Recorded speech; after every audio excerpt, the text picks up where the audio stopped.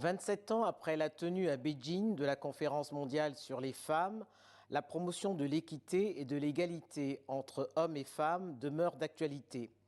Malgré les engagements pris pour atteindre les objectifs de développement durable, rares sont les pays à pouvoir afficher un bilan sur les stratégies conduisant à une meilleure participation publique et politique des femmes. Euphrasie Kwasi-Yao, bonjour. Bonjour, Madame Epoté. Le 4 octobre 2011, la Côte d'Ivoire se dotait d'un outil pour promouvoir la visibilité et la participation des femmes dans la gestion des affaires publiques et privées, aussi bien en zone rurale qu'au sein de l'administration. Quel est le constat qui a motivé cette décision? Monsieur Alassane Ouattara, président de la République. Qu'est-ce qui s'est passé? Il a voulu qu'on rehausse le rôle des femmes dans la gestion des affaires publiques et privées à tous les niveaux et dans tous les secteurs, parce qu'il y avait un gap justement entre les lois, les conventions, les traités que la Côte d'Ivoire avait signés et ce qui se passait sur le terrain. Donc, il a décidé qu'on crée ce grand mouvement pour pouvoir renforcer cette justice sociale-là, renforcer la visibilité, la participation et le leadership des femmes dans la gestion de toutes ces affaires. Et surtout, de pouvoir identifier là où le gap est encore trop serré pour les corriger. Alors d'une part, il y a eu une volonté politique, mais d'autre part également la création de mécanismes pour faire bouger les lignes. 10 ans plus tard, quel bilan vous faites de ces avancées? 10 ans plus tard, on se dit déjà, le mouvement a pris. Le Compédium dispose d'une base de données de plus de 15 000 femmes, chacune leader dans son domaine et prête à agir. En plus, on a sorti des annuaires dans lesquels il est très facile de voir les femmes qu'on veut rendre visibles, dont on veut développer le leadership ou qu'on veut nommer. Et ce qui est plus important, c'est surtout au niveau de la participation politique des femmes. On a formé les femmes, on leur a permis de se faire confiance, on a mis en place des stratégies et je vous assure qu'on est passé de 105 femmes en 2011 candidates à 328 femmes en 2016 et à 402 femmes en 2021. Ça veut dire quoi? Ça veut dire que quand on forme les femmes, on leur permet de se faire confiance, on met en place des stratégies pour toucher aussi les hommes et toute la société, ça marche, les femmes se décident et on va vers ces résultats-là. Il y a aussi les conventions qu'on a signées avec des entreprises qui nomment les femmes. Et on a 3 grandes entreprises de recrutement en Côte d'Ivoire. On a signé des conventions. Il y a également des activités que nous menons avec les femmes leaders elles-mêmes. Ou par exemple, le Forum de l'emploi de l'entrepreneuriat, chaque année, mobilise près de 3 000 femmes depuis 10 ans. Et donc, ce sont des actions que nous menons pour pouvoir renforcer cette visibilité des femmes et leur leadership. Mais Euphrasie Kwasi-Yao, pour un réel impact social, le secteur public et le secteur privé devraient utiliser les mêmes mécanismes. Oui. Est-ce le cas? Oui, oui. C'est-à-dire que aujourd'hui, en Côte d'Ivoire, on a mis en place des outils pour aller vers le secteur privé. Le secteur public, c'est clair, il y a des lois, il y a les formations que nous faisons aux décideurs pour qu'eux-mêmes soient transformés, pour transformer leur secteur. Mais au niveau du secteur privé, on a utilisé un autre outil qui est encore novateur, c'est ce qu'on appelle GECE, genre et compétitivité des entreprises. Comment on peut rendre les entreprises compétitives à partir de l'outil genre, ce qu'on appelle aussi l'outil de l'égalité des chances. Comment on peut les rendre rentables? Comment la RSE peut être mieux utilisée pour le développement durable? Et c'est ce label-là qu'on va mettre au niveau des entreprises pour pouvoir les impliquer. Parce que si on veut avoir des résultats, le secteur public doit s'impliquer, le secteur privé, les chefs du village, les familles, les communautés. Et c'est pour ça qu'on a mis aussi un autre outil qu'on appelle ingénierie du genre, c'est-à-dire ingénierie de la justice sociale, de l'égalité des chances, où on forme des chefs d'entreprise, des ministres. Cette année, il y a une femme ministre qui est en train de se former, des hommes. Quand ils sortent de notre formation de 9 mois, ils sont complètement transformés. Et comme ce sont des décideurs, à leur tour, ils transforment leur environnement. Et la question du mouvement social de justice équitable est en avance en Côte d'Ivoire. L'UNESCO et l'Organisation internationale de la francophonie ont identifié le compendium au nombre des bonnes pratiques. En 2016, c'est l'Union africaine qui recommandait à tous les pays de se doter d'un compendium des compétences féminines. Est-ce que l'exemple ivoirien est transposable? Si oui, comment? Oui, l'exemple ivoirien est transposable parce qu'on a structuré le mécanisme de gestion de l'égalité des chances. On a des leçons apprises, on a des outils qu'on peut mettre à la disposition de tous ces pays qui frappent à la porte de la Côte d'Ivoire pour avoir leur compédium. Mais vous savez que les questions de genre sont des questions de normes, de structures, de stéréotypes. Donc, il faut faire vraiment une bonne étude de terrain pour pouvoir accompagner ces pays à implémenter le compédium. Vous savez, l'outil genre, c'est l'outil qu'on ne peut pas copier. La France ne peut pas faire ce que la Côte d'Ivoire fait, la Côte d'Ivoire non plus, parce qu'on se base sur notre culture, sur nos normes, sur les stéréotypes, sur la perception des personnes qui sont ici en Côte d'Ivoire. Comment est-ce qu'ils voient les femmes? Peut-être que ce n'est pas la même chose en France. Donc la stratégie ne peut pas être pareille. C'est pour ça qu'on a demandé de faire le 10e anniversaire, de partager. Le Mali est venu en Côte d'Ivoire, la Guinée est venue, le Bénin est en train d'utiliser le compédium, le Libéria m'a interpellé, je leur ai donné les éléments. Mais il faut qu'on se retrouve pour qu'on leur donne les outils. Comme vous avez dit, 27 ans après Begin, on puisse avoir les résultats. Il ne suffit pas de compter le nombre de femmes nommées pour dire qu'on a des résultats. Comment le développement durable se fait? Comment le développement devient équitable? Comment on met en œuvre les ODD? C'est ça.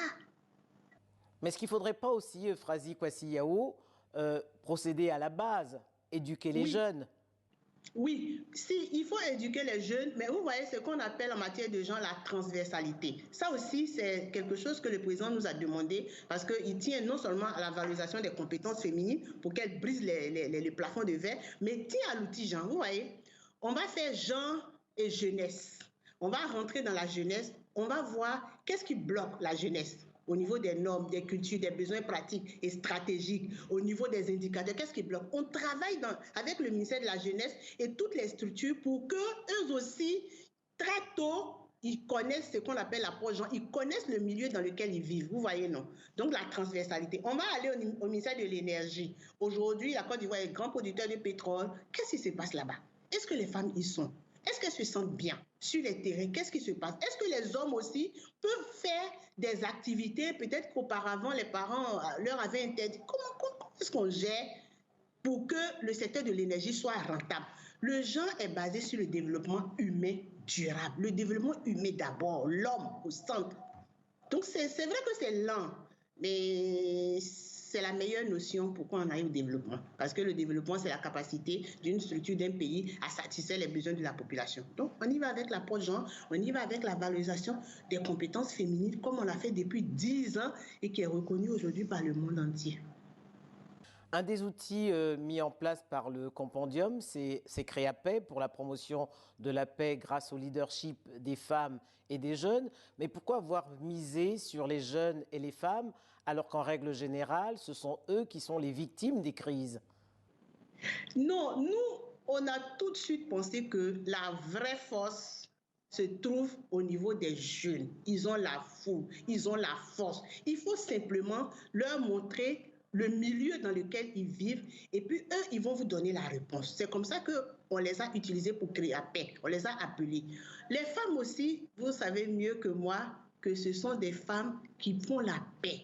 Elles ont l'habitude dans leur famille de gérer les conflits. Et les gens ont l'impression que les femmes sont toujours victimes. Mais non, elles contribuent. En matière de genre, on ne dit jamais que les femmes sont vulnérables, qu'elles sont victimes. Non.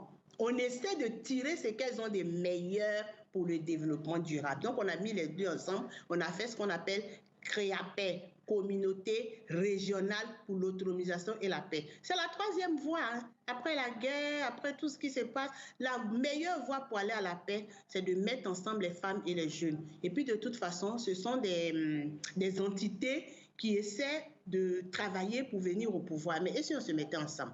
Je vous assure que pendant la crise en Côte d'Ivoire, Créapaix a vraiment marché. Tous ceux qu'on a formés nous ont dit, mais on nous parle de paix, mais on ne savait pas ce que c'était.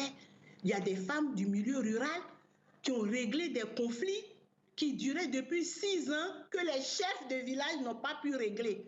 que les préfets même n'ont pas pu régler. Et les jeunes aussi, avec l'humour, avec leur force, on est parti dans les universités, ils ont travaillé pour que la tension s'apaise, pour que les conflits s'apaisent. On a mis aussi les femmes leaders ensemble, les grandes dames politiques, en pleine crise. On a travaillé avec elles, on s'est parlé. Au moment où ce n'était pas évident pour les hommes ni les partis politiques de se parler, on s'est parlé. Donc la paix va venir des femmes et des jeunes. C'est un bel outil qu'on a mis en place qui fait aussi son bout de chemin. Créer la paix. Créons la paix pour nous et pour les générations futures. Avec ce compendium, la Côte d'Ivoire est sur la bonne voie pour atteindre les objectifs du millénaire. Mais est-ce que cela suffit pour les atteindre tous de manière pleine et entière? Nous, quand on a fait notre étude avec IDA, International Democracy Election, et puis le PNUD, ils ont trouvé que le compendium à lui seul répondait à 9 objectifs de développement durable sur les 17. Si on l'a élargi à toute la société, la lutte contre la pauvreté, on a pris les femmes rurales, l'égalité entre les hommes et les femmes, on a notre bel outil genre et égalité des chances pour pouvoir corriger tout cela de manière scientifique, pas en dénonçant, parce que tout le monde dénonce, mais ceux qui corrigent là, il n'y en a pas beaucoup. Donc, on a ça. On a la question de l'eau potable sur laquelle on travaille depuis longtemps avec la chaire, avec toutes ces structures-là. Et puis, il y a la question du partage entre les différents pays. Vous avez vu le compendium, il y a au moins 10 pays qui frappent à la porte. Donc, vraiment, on a tous ces éléments, l'autonomisation de la femme, l'éducation de base. Vous avez parlé tout à l'heure de l'éducation. Même les femmes qui ne sont pas allées à l'école, même les jeunes filles qui n'ont pas terminé, il faut les éduquer, il faut leur apprendre. Mais c'est du vrai. C'est-à-dire qu'on a des solutions, on a de l'impact quand on prend toutes ces structures et qu'on travaille avec elles à la base. C'est vrai, il y a les ministères, mais le président a demandé que vraiment ce programme soit tout près des populations, qu'on les impacte et qu'on ait des résultats à partager. Et aujourd'hui, on est prêt à ce partage-là. Pour finir, Frazi Kwasi Yao, quelles sont vos attentes pour les 10 années à venir? Les 10 années à venir, on va les structurer pendant notre 10e anniversaire avec le colloque. Mais déjà, d'abord, il y a la cérémonie d'ouverture qu'on va faire. Il y a le colloque qu'on va prendre pour réfléchir sur les outils qu'on a mis en place pendant 10 ans.